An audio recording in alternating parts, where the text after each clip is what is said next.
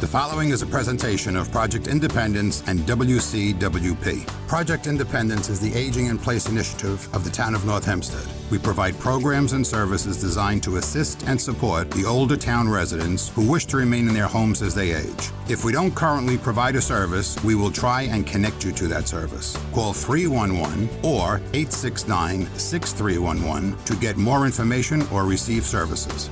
Welcome to Project Independence and You. Welcome to Senior Talk Radio here on 88.1 FM and WCWP.org. This is Project Independence and You.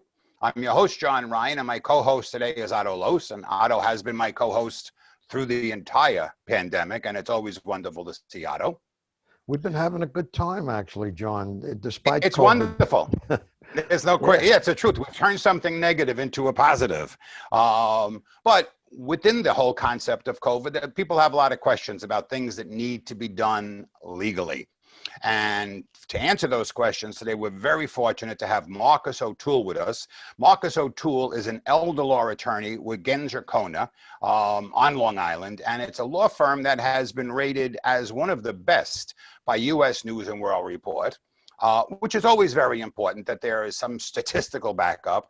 But the other thing is Marcus has done a lot of programs with me and has reached out to clients of mine, etc. And so one of the main reasons that Marcus is here is he's somebody I trust and I know he has the knowledge. So good morning, Marcus. Good morning, John. Thank you for inviting me. It's a pleasure to be here. Thank you very much. I want to start this off very generically in you just giving a brief overview of what a senior should have in order at this point in time. We will deal with the COVID in a little bit, but right now, I mean, unfortunately, I know a lot of people don't have wills. They don't have a lot of things done, and that's with or without the situation that's befallen us. Just a simple list of a few things that somebody listening this morning says, Tony, did we ever do this? Oh, we should look into it. Well, there's a few documents that, every senior would want to make sure they have in place in case a crisis hits. So a power of attorney, a healthcare proxy, and a last will and testament are probably the most important, especially important for a senior, as they get older and maybe they get to a point where they need some help with finances. Having a power of attorney in place lets them appoint their spouse, appoint their children, appoint their best friend or niece or nephew, grandchild, whoever they want, who can step in and, make sure bills are being paid, that their investments are being watched over, that the taxes are being done. And, you're not signing away your rights to do things, but having someone who could just step in if it came to it. If you got sick, if you just started to struggle with some things, or if you just wanted some help so you don't have to worry about, if you forgot to pay a bill or something, having a power of attorney in place, really make sure that they could do that. And for healthcare decisions, you have a healthcare proxy, which says, okay, if my doctors feel I can't make my own medical decisions, whether it's sickness or what have you, I'm appointing this person, my spouse, my son, my daughter, my best friend, again, to be able to, make those medical decisions for me, which is, important in any time, especially in a crisis, whether it's COVID or someone fell, is in an accident, got sick. Having those essential documents in place to appoint someone to make decisions for you is important for every senior.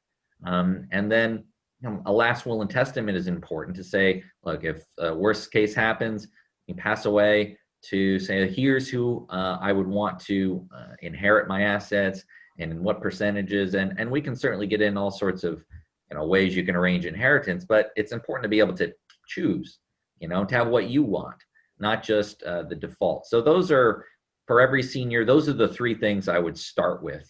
There are a lot of other things in an estate plan, but that's what everybody needs, regardless of their situation. Okay. And over the next hour, we're going to talk about different things and get a little bit more detailed.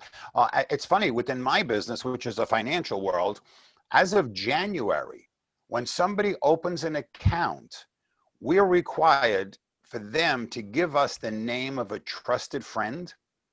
Doesn't have to be a financial person, but somebody that if I sense this is not going right, and you're not listening to me, and you're making decisions that are a little bit wacky. I don't know if that's a professional term, that I can then turn around and call, and maybe it's Marcus and say, Marcus, so-and-so is trying to make choices and decision changes here with their investments. That doesn't make any sense, but they're not listening to me, which is important because all too often people don't plan. And I see it, and Marcus and I have done programs, and Otto's been on this radio with me for years, and we talk about that. People aren't planning. I have one specific question that actually was brought to me 2 days ago. So, and if it can't be answered, Marcus, don't answer it. But you have a married couple, okay? The husband dies, or it makes no difference. One of the partners dies. They both have individual credit cards. Is the spouse responsible for the credit card that's in the name of the partner who died? So I mean, if you can't answer it, don't worry about that. If it's too involved, So not directly, right? So spouses are not responsible for each other's debts unless you co-signed. And a lot of spouses, they'll have joint credit cards. But if it's a single credit card, they'd only be responsible if they were inheriting some assets through the estate. And then, anytime you inherit something from anyone, you have to pay off their debts before you get your inheritance.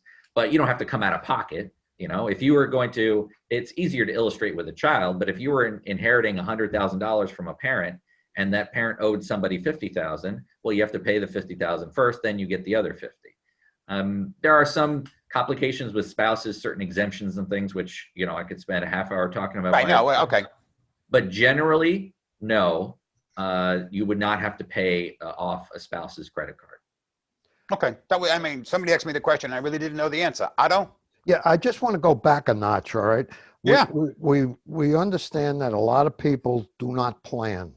How about what is the mental attitude or the emotional situation that has to be overcome to get the message across to people that they have to plan, whether they like the idea or not? What thoughts do you have on that? Why don't I plan? What's my problem?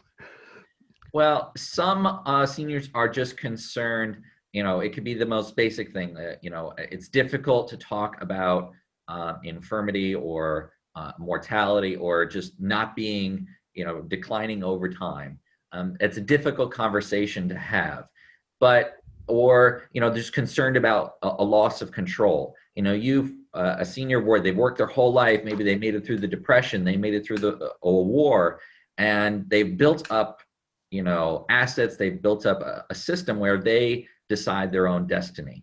And it can be difficult for some to really come to grips with, look, age hits everyone, and in different ways and in different manners. And it's better to have a plan in place. You're not giving up anything, right? You're just saying, okay, if I couldn't handle it, here's who I would want to handle it. Because if you don't choose, it might be chosen for you by a court, by guardianship, which is, the worst of all worlds for the most part. So I think that having a comfort with an attorney, with the family, having a frank conversation is a way to overcome those difficulties, which are real and totally understandable for a senior. So one of my jobs, one of the things I try to do is talk through those concerns and see how we can alleviate some of them, and adjust their documents and planning accordingly. Well, I can hear what you're saying easily, because as you get older, which I am, you really don't want to look too far down the road, because the road is a lot shorter than it used to be. So I always suggest to myself, frankly, and to other people, you got to take it one day at a time, stay in the moment. But at the same token, understand and realize that the road is going to come to an end somewhere along the line. And control is a word, I think, that there's a difference between, like, my kids and me, all right? They are concerned about my security. I'm concerned about me. Like, I'm not really old yet. I don't want to lose control over my life. And I can understand what you're saying, and that's a hard gap to fill without just having I think a conversation that's a comfortable conversation, not a dictation, like one of my kids telling me this is what you're going to do. And I smell that in a lot of situations. You know, there are people who kind of boss their way with their father or their mother, who's been their father or their mother since they're born, but all of a sudden the role switches, and they become the child, and the child becomes the parent. And you know, I can understand that, but that's some situations. I think there are other situations where people just, like you pointed out, they're afraid to handle the fact that, you know, they're going to have problems someday. And what do we do about it? How do we protect our assets? How do we protect our family from losing the assets? It's a difficult conversation. I've had them with a lot of friends of mine, some of whom do not have wills or anything, frankly, and they don't want to address the problem. I think there are some people it's just not going to happen. You're never going to have it. They're not going to address the problem, and that's the way it is. But anyhow, I'm going off a little bit here. But, No, but that's 100% fine, Otto, because, you know, Peter and I do it a lot of times. And Marcus said choice. We use the sentence, no choice is a choice. And then when we're talking to people, we try to bring up examples of a family that didn't make a decision. And now one kid isn't talking to the other because everybody knew that he wanted the car, which is an antique, but they wound up selling it to split the, whatever it is. But until the person, and your question or your conversation is so spot on. I don't know. And Marcus, we're going to throw it back to you. What is the wake-up call when you feel people wind up coming into you? Because we do seminars. And as a percentage of the people who come into us after the seminar, it's not a lot. When we're remembered is when one of them dies. And that's a shame, because in one extreme, it's a little late. But that's when we get a phone call. We came to your thing a year ago, and my mom just died or my father died, and they need help. Can we make an appointment? We want to make a will.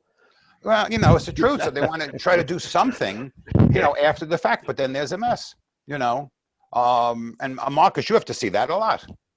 I think that there's a lot of trigger points where people start thinking about these things. A death of a family member is a real prompt. Often, I mean, at least if you have a widow, it's not too late to help plan for her, but it could be a relative, a parent, someone fell and was, you know, you have a parent who maybe they fell at home, they went to rehab, and the family got a wake-up call, say, okay, well, what if it got worse, or what if it happened again? You know, we didn't really have everything planned properly, and we were scrambling all over the place because we didn't have the plan in place, we didn't have all the important papers together. So it kind of prompts people, hey, we should have this buttoned up, right? And have a plan in place so that if something happens to the future, or something happens to mom this time, that, you know, we'll at least have that in place. But let's start with your phone number.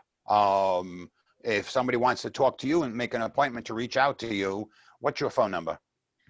Sure. Our phone number is 631-390-5000. Again, 631-390-5000. Your website would be what then? What's your website? It's genserlaw.com. Again, GENSERLAW.com. We have a free guidebook, which, as Otto said, talks about different areas of estate planning. We have a number of short videos for people explaining different areas of estate planning by me and some of the other attorney here. It's a little bit of a estate planning academy, a real short snippets. There's a lot of good things on the website. You can really, if you're the type that wants to research on your own, and a lot of seniors are, they like to know, they like to really know what's going on. There's a lot of things to learn about on there, and it's free. And then if you wanted to talk about more in detail, you could always give me a call. You also have a wonderful webinar series on occasion. Because, I mean, I'm on your newsletter or whatever it is that comes out. But tremendous seminars, whether it's on Medicaid or some sort of financial planning or all different kind of planning concepts. Right. I mean, with the pandemic, we switched from. I mean, we were mostly doing seminars in person, in libraries, in our conference room.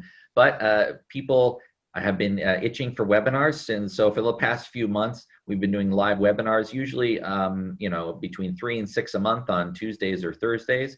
So if you contact us, we could put you on the emailing list. If you give us again a call at 631-390-5000. And then you can know when the upcoming webinars on various topics, whether again, it's estate planning, Medicaid, estate administration, we run the gamut with the different programs, and they're usually in the morning. They run, about 45 minutes and pretty good content. And you can ask questions and things like that. And I think the one thing that's wonderful about these webinars is that if a person is just starting to shop around, okay, one, you're getting wonderful information, and then you can get a sense for the people who are conducting the webinar, saying, oh, that's a personality I don't think I would like, even though you're cutting it a little short, but they really are. They're impressive. And I said, I'm only, and I'm by no means pushing Marcus, but I've done enough stuff with Marcus that I understand, he is, we got a compassionate discussion going on, but Marcus himself is a compassionate person. So when he has talked with clients of ours, we've never gotten anything but compliments, that's what I want. I'm looking, that's my personality.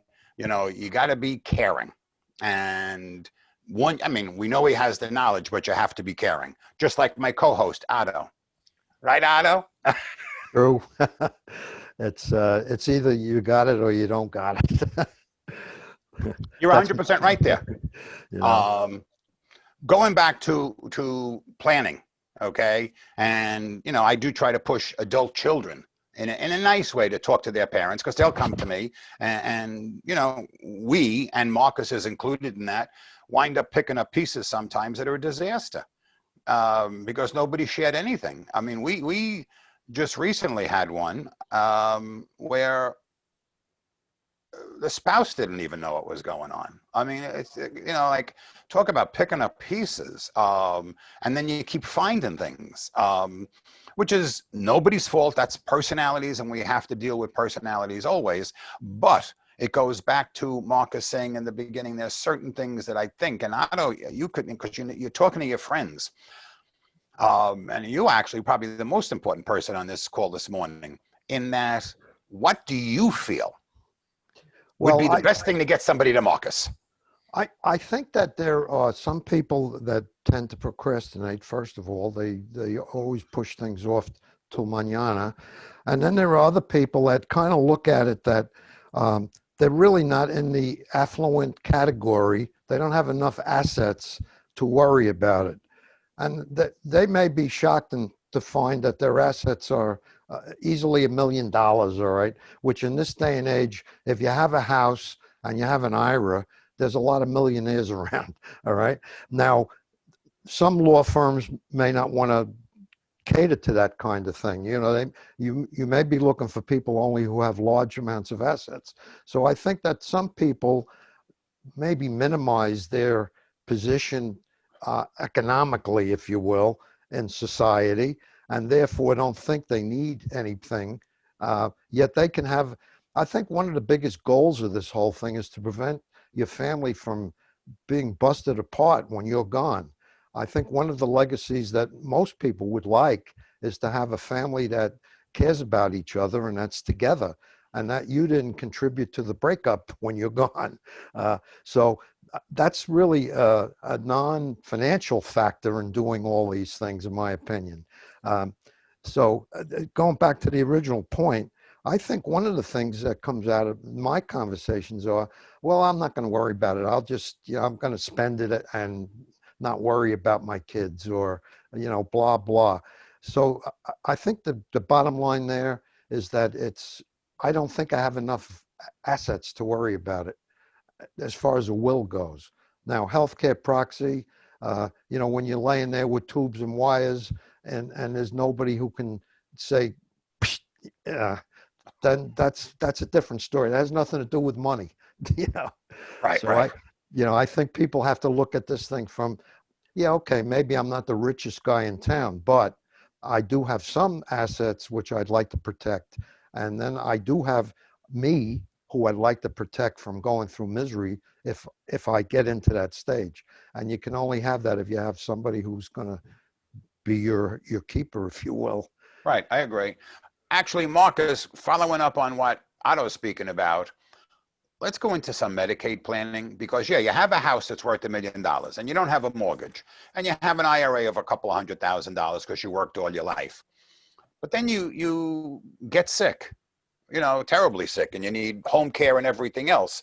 Well, the IRA can go quickly, or your 401k, whatever. Well, it's an IRA at that point, can go quickly.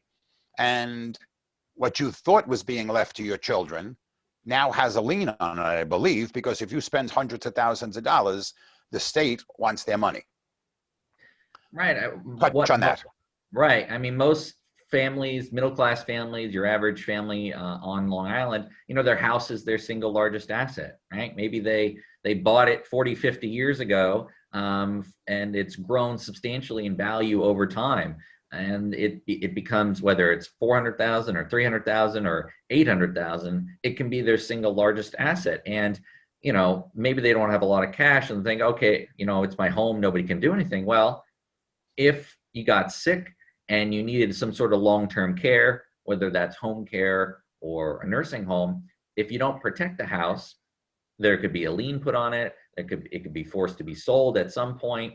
It could really impact your ability to, one, have your care paid for, and two, pass it along to your children, your heirs, whoever you wanted to pass it along to. So I think that, focusing on protecting the home is an important part of a senior's plan, for Medicaid.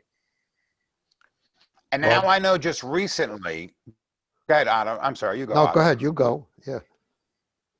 Oh, I know just recently, I think it's called Community Medicaid. That was, you could get that immediately, but now it's a 2-year look back or a 2.5-year look back. Yeah, so that changed recently. So when you're applying for Medicaid, if you want to protect your home or protect your assets, you would have to get it out of your name, right? So someone applying for Medicaid needs to have less than about $15,000 in their name officially. So if in the past, if you just needed home care, have a home care aide to, come by and take care of you and whether it's 8 hours a day or a live-in, you'd want to try to get some benefits for that. And you would just, okay, I'm going to create a trust, put my house and put some cash into it, and I'd be eligible the next month. That's great. Well, starting October 1st, anything you transfer out of your name has a 2.5-year look back period. So you would be ineligible for 2.5 years, with one exception, that they're delaying the implementation if you actually file your application before April 1st. So that because of the ongoing, pandemic and the state of emergency, they've delayed that part. But what it means in the long term. Yeah, I don't get what that means. So if you have till April 1st now? So for anybody that files their application by April 1st, there's no look back period on home care transfers. Oh. But if you file after April 1st, then anything you've transferred after October 1st is counted against you for 2.5 years. Unfortunately, they made it a little complicated. Like many other things, the pandemic has complicated the implementation of the new rule, but it really emphasizes even more to plan in advance so that you can protect your home and still get these benefits.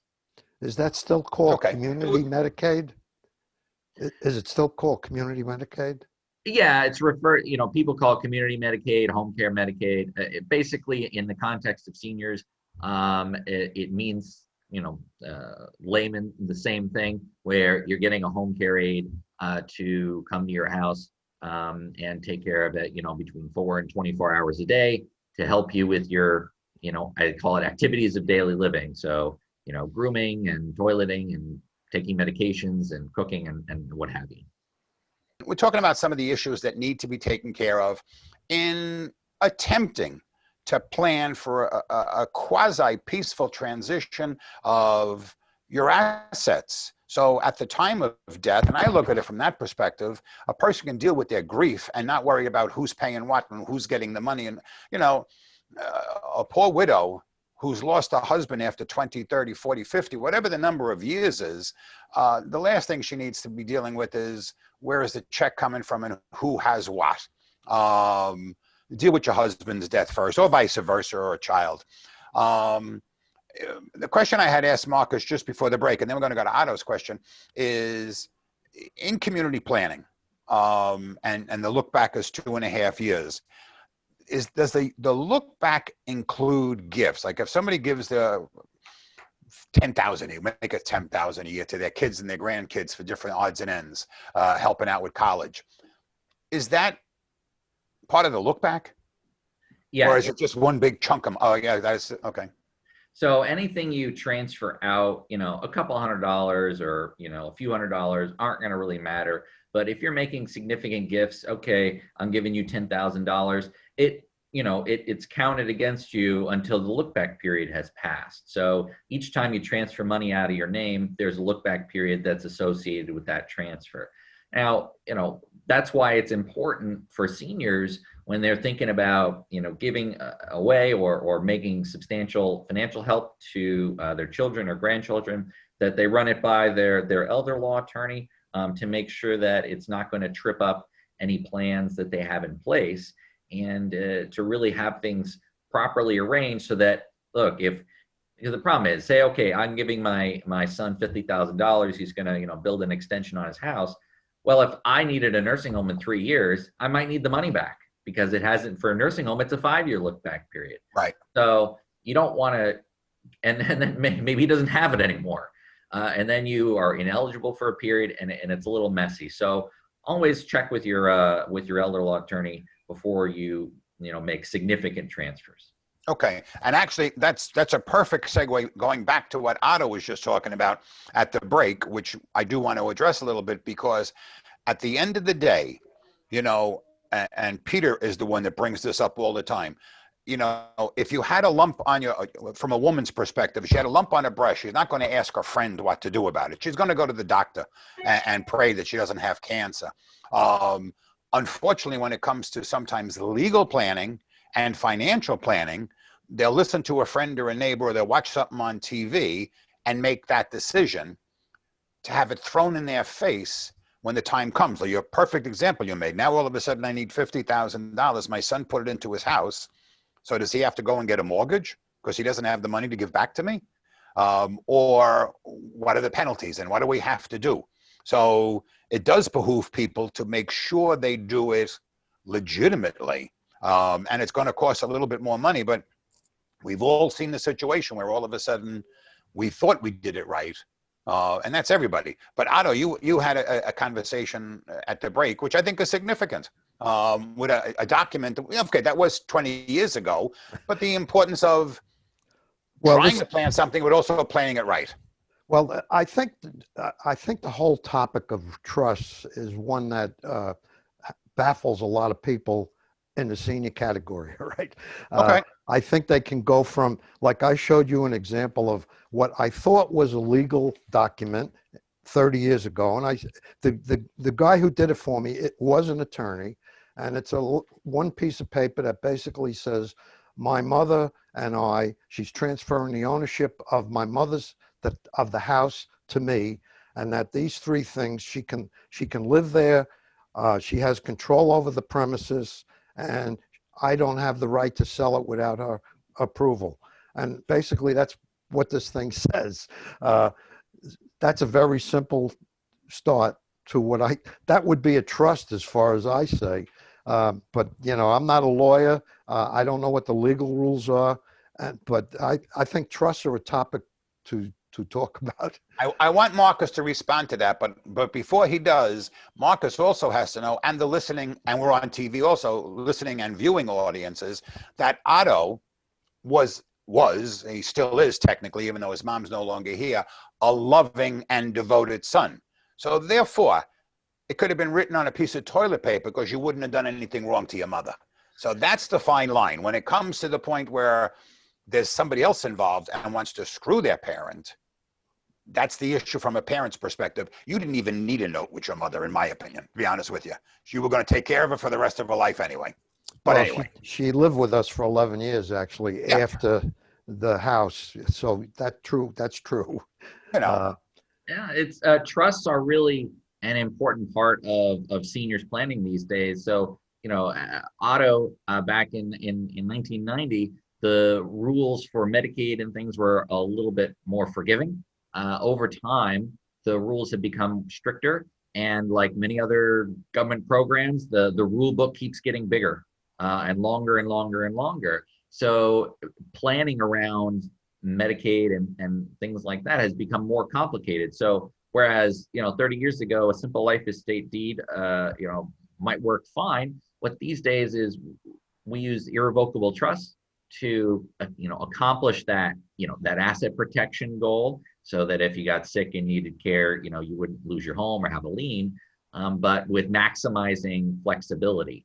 And the job of an attorney like me is to explain to the senior, what this trust does, how it works, what their powers over it are, and how their children would be involved. And I would say, for the most part, they don't, on a day-to-day basis, you put your house in one of these irrevocable trusts, you don't notice anything different. You're still paying your taxes, your insurance, nobody's evicting you, it's still your house for just about any other purpose. So it's important, to talk to seniors about that comfort level, that a trust seems complicated, but that's just because taxes and Medicaid law are complicated, and it's my job to kind of translate and make sure that they're comfortable with it.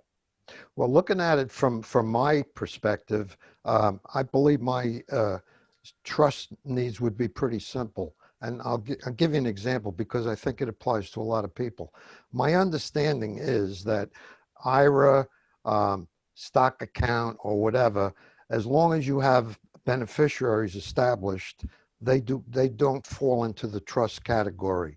So like in my case, the house is the only thing I have, although I have a bank account which came up in a past show that for some reason, I'll use the name Citibank, I can't seem to put a beneficiary against the accounts. Why, I don't know. I'm working on that actually. But the point I'm getting at is that the only thing I really have that should go into a trust or even think about going into a trust is a house. Is that what falls into place for a lot of people? Yeah, most of my clients, the house is the primary thing we're putting into a trust. When we're talking about, if you're doing a trust for asset protection for Medicaid planning, your IRAs and 401ks are exempt, so you don't need to worry about those. But for the trust, so you're generally putting in the house, and then your other accounts you can name beneficiaries on, and they don't have to go through the trust. Right. Marcus, what about an annuity? Is an annuity, does it avoid it because it's really not a sellable thing, but it can be sold, obviously. It's not as liquid as a stock. So it depends on the kind of annuity. So there are qualified annuities and non-qualified annuities.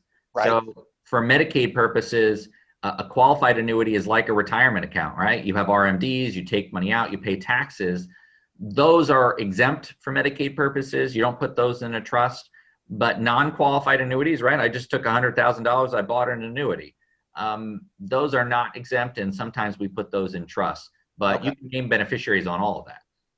Right, I know there's beneficiaries on it. But see, and all that stuff is so important to have the conversation. And Otto, Otto is the co-host, is tremendous because Otto, does his homework and brings the questions which are the most important for a senior.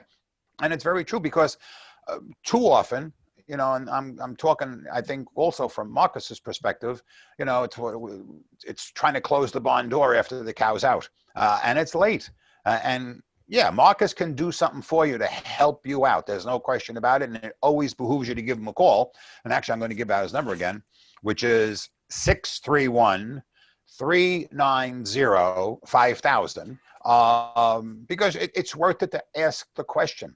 But the one thing that did strike me before is Medicaid and Medicare and all the government obligations, or whatever you want to call them, 30 or 40 years ago, they were really quite simple, and there was plenty of money floating around. Now it's a whole different world. Even Social Security, nobody questioned things from 40 years ago, 50 years ago. Now Social Security is an issue. Will it be here 20 years, 30 years? I mean, all these things have people very concerned. So it behooves everybody, when you're talking about your own personal finances, do it in such a way that you protected your family. And that's where you need someone like Marcus, because if somebody comes after you, you'd rather have the strength of an elder law attorney who did it according to the law versus me. And I have my opinions on all these different things, but I'm not an attorney, and Marcus will turn around and say, it's a great idea, but guess what? It's illegal. So. Well, you always have to be concerned that, the laws change over time, right? Like I just said, we were just talking about a new look back period for home care Medicaid, and everybody was rushing in, the end of September to try to get their transfers in before the deadline. So I think that, it's better to plan, when you're ready, as far in advance as you can, because, you can often get locked into the better rules, because when they change the rules, it's usually not to your benefit. They make it harder to get the benefits as healthcare costs keep going up, and, the costs from the pandemic are going to come due at some point, that there might be more changes down the future. Who knows? So I would kind of get yourself planned for now with the best rules we have in place. I'm sorry, but one of No, the you go, Otto. You always go. No, one of the things, like when you say planned for, one of the difficulties is that you can't just like say, okay, I'm going to go to Bermuda or whatever. Am I going to be immobile? Do I have to go to a nursing home? Will I be able to stay at home? Nobody knows what kind of circumstances their long-term life is going to be like. Nobody really knows. So I think in the back of everybody's mind, including my own, there's this thing, well, maybe I won't need that. Maybe I'll just go to sleep and that'll be the end of it, and everybody will take care of all my stuff and it won't be an issue. So I think the normal human thing is, I don't know what's going to happen. So it makes it harder to plan for it when you don't really know. You're just kind of gambling. You don't know.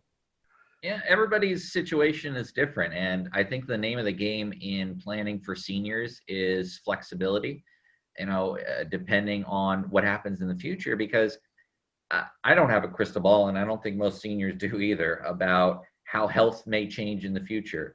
Maybe you never need any of this. Maybe you need home care. Well, maybe I prefer assisted living instead. Or maybe there's a crisis and I did have to go to a nursing home, but I didn't really want to, but it's in my best interest. Or maybe I had to move in with my kids.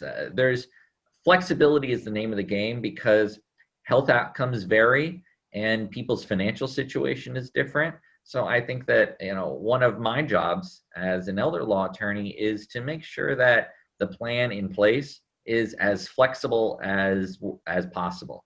And that's kind of the name of the game, whether it's the trust, making sure you have the power of attorney to let your agents do what they need to do, the healthcare proxy, all those documents in place to be flexible. And, like you said, like John said, and then when it comes to the end, having your will in place to avoid kind of a toss-up as to who's running things and who's getting what, and fighting in court, because that can be kind of a mess and break up families as well. Big time. Actually, Otto, it's an interesting point you brought up, but I know a woman in Great Neck who went into the atria, at the age of 90, and she just celebrated her 102nd birthday. So wow. That's 12 years. So somebody's paying for it for 12 years. So there's never a level of planning, and the richest people in the country do it. There's never a level of planning and say, oh yeah, but I'm covered because I have a year expectancy or 3 years. What is that expression? When we make a plan, God laughs. I mean, here's a woman living for 12 years, and healthy as can be, and with all her marbles, etc. She could be there by the afternoon. She could be dead. She could be there another 5 years. So I do believe that when a senior makes the plan, they have to make it complete. I don't care whether you have 1 million, 3 million, 5 million, 10 million, and you have to take it and make it with your children involved. and respecting that every child is different and you may love them all, but they don't all love the parent the same. And when it comes to money, Marcus has seen it, Peter has seen it, I've seen it. Oh my I God, have I mean, seen what it. happened? Oh, okay. That you think it's all perfect and now nobody's talking to anybody. And Right. it doesn't have to be a lot of money. I was the executor twice of the will, and one of them, the maximum we were talking about was like $20,000, and it was like split up a family. They didn't talk for a long time. Yeah. It's just up here. There's money. Go ahead, Marcus. I think that, having the conversation, look, a lot of my seniors are like, okay, I'm going to, I'll put together my will and then my kids will figure it out. I think sometimes if you think that there's going to be some issues, sitting down with them and saying, this is what I did, this is why I did it, right, will reduce the chances of there being, a big problem at the end. Because, all right, we all sat around at the kitchen table, at Thanksgiving, and mom and dad said, this is how they're going to arrange things. How can I come back later and complain about it? It's not going to, 100% guarantee it's not going to happen. And it can be an awkward conversation, but I think it really goes a long way. And, hearing it from your mouth, not just, after you're gone, they get served with something by their brother. It says, here's mom's will, this is the percentage, tough luck. So having that conversation, I think, can help if you can do it. We've used the word kids a lot of times, assuming that everybody had kids. And one of the things I hear about trust particularly is that people who do not have anybody they can trust to be the executor of a will or whatever, and they may have some assets, that's where a trust really comes into play, where you set all your assets up into a trust and you have, like you, Marcus O'Toole, be the trustee who manages this whole thing based on this person's wishes. Is that like another category of, we've been talking about people like me, frankly, who are in the middle of this whole thing. But I think there are other people who have a lot of assets, but they don't have kids and they don't have people they can trust. That's a different game. So your thought, Yeah, it's a different aspect of planning, and it's a little more complicated in some ways because they don't have the typical, oh, we're married and we got 3 kids and what have you. But whether it's a couple who just didn't have children, or it's a same-sex couple, or it's just someone who's single, whose family is more remote, having a trust in place for kind of inheritance arrangement purposes is important. And they can have, me as the trustee. They can have some financial firms and banks will act as trustee. They're called corporate or institutional trustees, where you can have this third party who's kind of neutral, kind of making sure that your wishes are followed, that your taxes are paid, that the money goes to a charity or to your nieces and nephews or cousins or whatever it is that you wanted to do. So yeah, you can have a third party kind of watching over things, but it's even more important to plan for that because that doesn't happen naturally. If you don't have a will, it's just your closest living relatives and that's it. And maybe you don't like all of them. If the closest living relative is some nieces and nephews, maybe you get along with some of them, maybe you don't. So better get that plan in place so your wishes are followed. At the end of the day, the money is going to be given to somebody. You're right. So when it's your money, so it makes sense for you to figure out what you want to do with it. But I want to go back to something Marcus said, which I think, and Peter and I have come across this on so many occasions. And just the other word that God has to go into it is love, because when he's saying go sit down and don't just show up the day after mom and dad are dead and say, here's what was done. Have the conversation with them. If you have 2 kids, 5 kids, 20, whatever you have, and say, we've gone to the attorney. Here's what we're looking for doing. We love everybody the same. Maybe somebody has a handicapped child, so I'd like to give that sister a little bit more money because I know they're going to have many more issues the years ahead. And somebody else might be an attorney or, a very successful person and come up with some sort of a strategy that everybody's happy. Some people want some of the furniture that's left in a house for sentimental reasons. Some people don't. So know your children. Have the conversation and let them feel a part of it, I think, so that after the fact, because obviously not all kids, all siblings don't get along. That's it. So why have a disaster befall a family and then have to spend money on lawyers to fight? And then you're not talking for the rest of your lives. We've got situations that it's pathetic. What has happened? What started off in my mind as a right thing, how somebody misinterprets it and it just goes terribly bad. So I think that one bit of advice from Marcus is so right. Sit down. It's not a secret what you're doing. You're doing it for your family. They're going to find out eventually. Right, exactly. And I'm not saying you want to bring everybody into it, because then you could spend probably 2 years with Marcus trying to make a plan. Every time you're going to adjust it because Susie said this and Sally said the other thing and Johnny said, you could go crazy. At one point, you got to pull the trigger and say, here's what I want to do. I want you all to understand why. I think that's ongoing too, because like I had a family powwow, I call it, where I actually had everybody come in and we sat and we talked like a business meeting. But now that we're talking here, some things have changed. One of our sons died 3 years ago, and there's things that change as things go along. So you really need to have another powwow. And the biggest part of the powwow is stuff. It's cash and houses and things like that are pretty easy to be cut and dry about. But John, you've pointed out a lot of times, I put the stuff label on it. The car, the house, the painting, the television, the whatever, stuff. Right, I agree. Causes a lot of problems, and that's hard to put into a will. I've heard people say, well, I'm going to put a red label on the back of the one for Mary and a green label for whoever, but maybe Mary and whoever didn't know about this and they really wanted the other way around, and it becomes a big issue. How do you stop that? I don't know. Well, try writing some of it down. Some of it, sometimes it's not like legally enforceable, but when I tell clients, look, if it's, your personal effects, your family heirlooms and what have you, if you sit together, you write out a list, and then when you share it with people, and then when you're gone, everybody's sitting at the table and says, okay, well, this is what mom wrote this, and she said, this is what she wanted. It really reduces that friction. By having it written down. If you wanted to get really particular, you could put it in your will and be much more official about it, but at least, make a list. I think most people could be able to do that. Okay, this painting to this child, this ring to this grandchild, this watch here, the television, you can just write it down.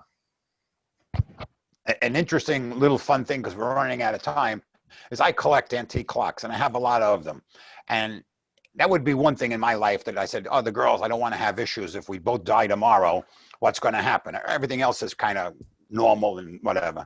So this is going back a couple of years ago. I said to the girls, collectively, I think it was, go around the house one day and tell me which clocks you want if something happens to mommy and die.